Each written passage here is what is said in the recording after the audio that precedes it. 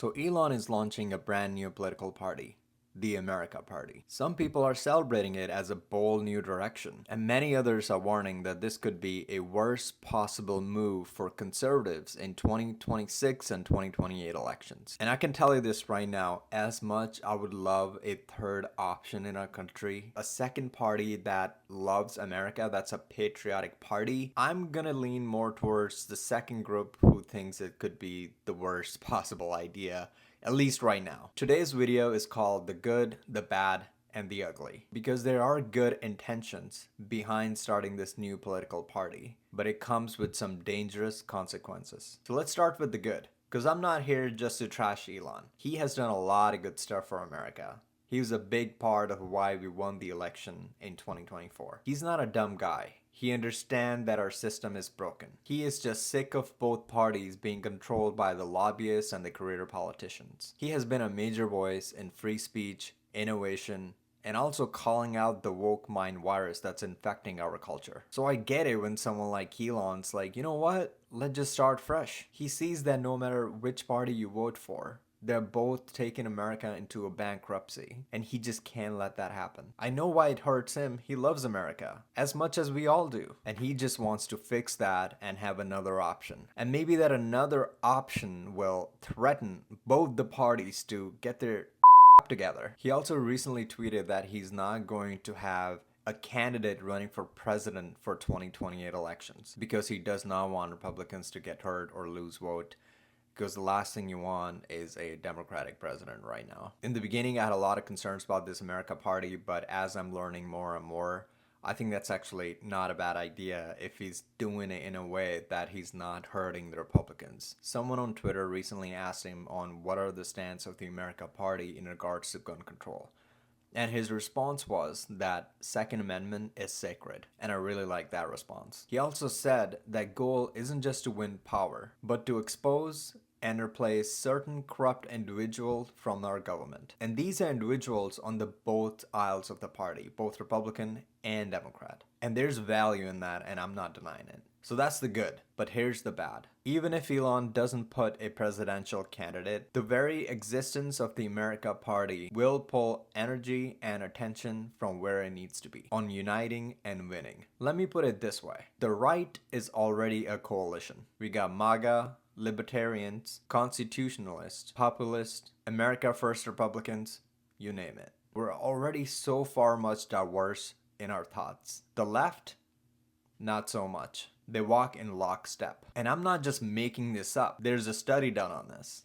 So even a few percentage of the Republican vote jumps to the idea of America Party and votes that way, guess what happens? We lose every major swing state. Georgia, Arizona, Pennsylvania, Wisconsin. The math doesn't lie. We hand the Democrats the presidency, we lose the House, and we lose the Senate. You don't need a degree in political science to get this. Here are some of the facts. In 2020 president election, we lost Georgia by 11,779 votes, Arizona by 10,457 votes, Wisconsin by just 20,682 votes. Now imagine if 1 to 2% of the Republican votes shift to the America Party. That's it, that's the margin. We will lose every single battleground state. And then the left gets everything they've been dreaming of for decades. Now here is where it gets ugly and undeniable. Scott Presler, who's done an amazing job in getting voter registration in a lot of the battleground states. He recently asked Grok, which is Elon's own AI company, and I quote, if forming the America Party would help Democrats. And here's what Grok said. And it says, yes, forming the America Party would likely elect more Democrats by splitting the Republican vote. Third parties historically spoil for their ideology.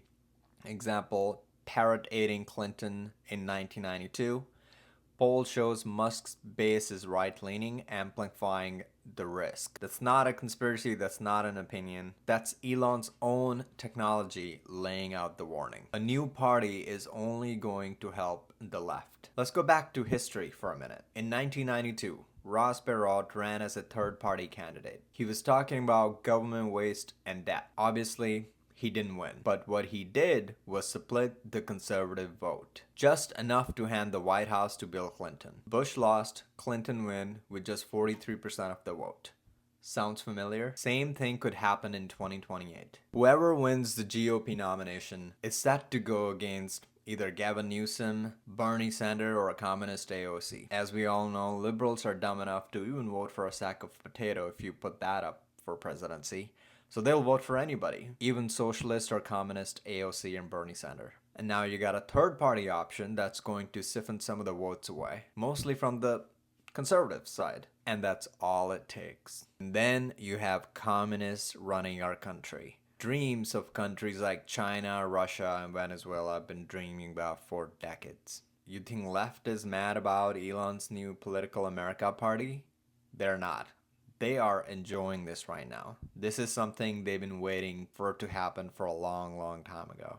They love this idea. This is what they've been dreaming about, fracturing the right. You will never see a progressive unity party or a Democrat 2.0 because the left doesn't split. They consolidate, just like they do with the LGBTQ agenda. Have you seen the Pride Parade recently? You'll see every single flag in there except the American flag. You'll see a socialist flag, a communist flag, a Palestinian flag, a trans flag, a Ukrainian flag, anything but an American flag, because they consolidate. And once they win the House, the presidency, the Senate, they make the new rules and they'll make them permanent. There are quite a few justices in our Supreme Court ready to be retired, and they'll put up their new nominees and then we're stuck with them. You think I'm exaggerating? Here's what they said they want to do with the supermajority. Add blue states to the union. End the Electoral College. Nationalize voting laws. Give all the illegal migrants the voting rights. Pack the Supreme Court. Criminalize disinformation. That's what's on the line.